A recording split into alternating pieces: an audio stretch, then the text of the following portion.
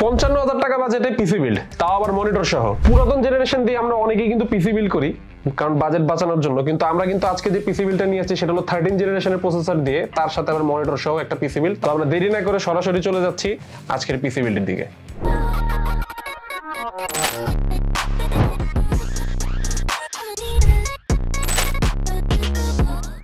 পড়ালেখার কাজ কিংবা অফিসের কাজ, যেই ধরনের কাজই হোক না কেন, এই পিসি দিয়ে আপনারা এনাফ ব্যাকআপ পাবেন। সর্বপ্রথম আমরা এই পিসি বিল্ডের সবচেয়ে মেইন যে কম্পোনেন্টটা সেটা হলো এটার ব্রেইন, যেটা প্রসেসর বলি আমরা আর কি সাধারণত। এটা হলো 13 জেনারেশনের 13400 প্রসেসর। প্রসেসরের টোটাল কোর হলো 10টা এবং থ্রেড হলো 16টা, যার মধ্যে 4টা করে সিঙ্গেল থ্রেডের এফিশিয়েন্ট কোর, যেগুলোর বেস ক্লক হলো 1.8 গিগাহার্টজ আর বুস্ট ক্লক হলো 3.3 গিগাহার্টজ। এর মধ্যে আছে 6 কোরের 12 থ্রেডের পারফরম্যান্স কোর, যেগুলোর বেস ক্লক 2.5 গিগাহার্টজ আর বুস্ট ক্লক 4.6 গিগাহার্টজ। এর সাথে এই প্রসেসরটার ভিতরে কিন্তু আছে 20 MB cache memory. Integrated graphics হিসাবে আছে 1500 মেগাহার্টজ এর ইন্টেল UHD 730 গ্রাফিক্স।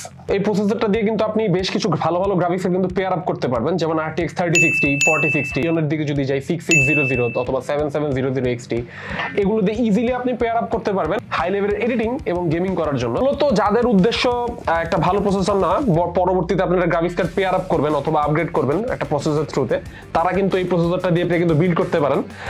এই প্রসেসরটার বর্তমান প্রাইস কিন্তু আছে হলো 23,900 টাকা।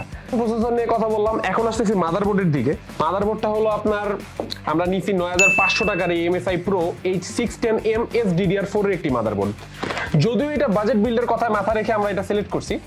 এটা হলো আপনার LJ17 সকেটের সব ধরনের আপনার 12 জেনারেশন, 13 জেনারেশন, 14 জেনারেশনের সবকটা ধরনের আপনার প্রসেসর দিয়ে কিন্তু এখানে বিল্ড করতে পারবেন।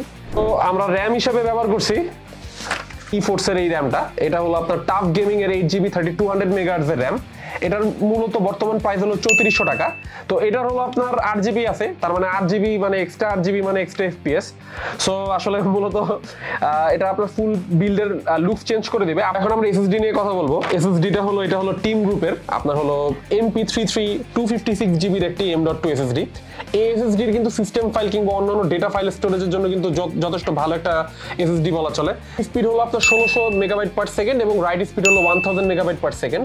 SSD এর বর্তমান প্রাইস হলো 3199 টাকার মতো। এই পিসিটার জন্য আমরা নিয়েছি হলো আপনার অ্যান্টেকের মেটা V350 একটা 350 ওয়াটের পাওয়ার সাপ্লাই। এটার বর্তমান প্রাইস আছে মনে হয় আনুমানিক 2950 টাকার মতো। কিছু নিয়ে নিলাম, কিন্তু এখন রাখবো কই? তো আমরা এখন চুজ করেছি হলো Gamdias AURA GC1 আপনার গেমিং কেসিং। এটাতে আপনার আছে 4টা pre installed ARGB fan. It is actually really good looking casing. PC বিল্ডের সাথে কিন্তু আমরা পেয়ার আপ করছি একটা মনিটর, সেটা হলো আপনার MSI এর MP223 100 Hz এর একটি মনিটর।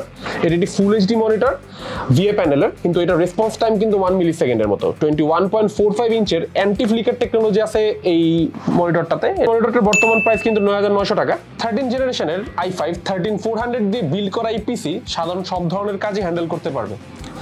অফিস অ্যাপ্লিকেশন থেকে শুরু করে গুগল স্যুটের কাজ খুবই ইজি, মানে এটার কোনো প্যারাই হয়নি। তারই সাথে আমরা কন্টেন্ট এডিটিং, ফটোশপ, ইলাস্ট্রেটরের কাজগুলো করছি অনায়াসে।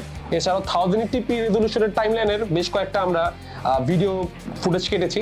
সো ওইটাতেও খুব একটা বেশি ঝামেলা হয়নি। সো ফটো এডিটিং কিংবা হলো আপনি হালকা পাতলা যদি 1080p আপনার কোনো ভিডিও এডিট করে থাকেন প্রিমিয়ার প্রোতে, সো খুব ইজিলি আপনারা করতে পারবেন এটার থেকে। আর আপগ্রেড করার অপশন থাকাতে আপনার পরবর্তীতে কাজের উপর ডিপেন্ড করবে আপনি কি কি ধরনের কম্পোনেন্ট নেবেন। সো ভাই এত কিছু বলে গেম খেলা যায় না? অবশ্যই খেলা যায়। আমরা কিন্তু এই পিসি থেকে কিন্তু আপনার ভ্যালোরেন্টে কাস্টম সেটিংসে কিন্তু প্রায় 105 থেকে 110 FPS এর মতো পাইছি। তারই সাথে জিটিও খেলা যাচ্ছিল, কিছু কিছু আপনার সেটিংস টুইক করার পর ওটা থেকে অ্যারাউন্ড আপনার 35 থেকে 40 FPS, মানে প্লেয়েবল, খুবই কাছাকাছি গেছে। সো এই পিসির সাথে আপনারা যখন কোনো গ্রাফিক্স কার্ড অ্যাড করবেন তখন কিন্তু এটা অস্থির একটা আপনার পারফরম্যান্স দিবে, কারণ এটার প্রসেসর কিন্তু যথেষ্ট ক্যাপেবল, আপগ্রেড করার অপশন আছে।